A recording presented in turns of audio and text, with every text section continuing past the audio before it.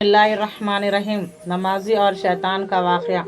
ایک شخص اندھیری رات میں فجر کی نماز پڑھنے کے لیے گھر سے نکلا۔ اندھیرے کی وجہ سے اسے ٹھوکر لگ گئی اور وہ منہ کے بل کیچڑ میں گر گیا۔ کیچڑ سے اٹھ کر وہ گھر واپس آیا اور لباس تبدیل کر کے دوبارہ مسجد کی طرف چل دیا۔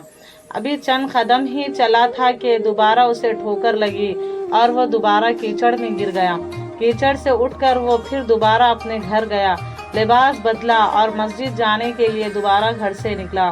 جیسے ہی وہ اپنے گھر سے باہر نکلا تو اس کے دروازے پر اسے ایک شخص ملا جو اپنے ہاتھ میں روشن چراغ تھامے ہوئے تھا۔ چراغ والا شخص چپ چاپ نمازی کے آگے مسجد کی طرف چل دیا۔ اس مرتبہ چراغ کی روشنی میں نمازی کو مسجد پہنچنے میں کسی دشواری کا سامنا نہیں کرنا پڑا۔ وہ خیریت سے مسجد پہنچ گیا۔ مسجد کے دروازے پر پہنچ کر چراغ والا شخص رک گیا۔ نمازی اسے چھوڑ کر مسجد داخل ہو گیا اور نماز ادا کرنے لگا۔ نمازی سے فارغ ہو کر وہ مسجد کے باہر آیا تو وہ چراغ والا شخص اس کا انتظار کر رہا تھا تاکہ اس نمازی کو چراغ کی روشنی میں گھر چھوڑ آئے۔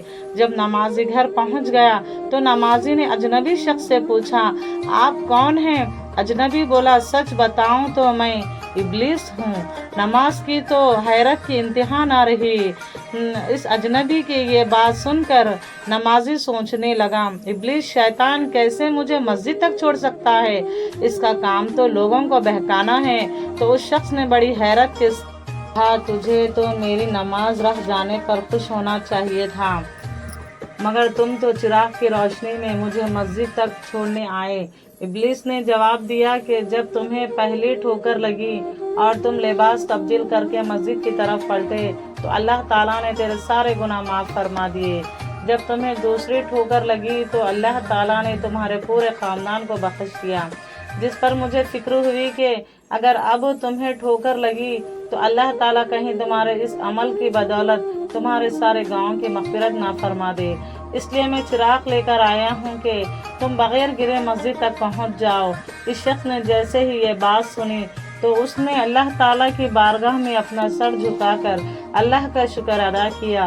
تو دوستوں، یہ ہمارے رب کی شان ہے، سبحان اللہ۔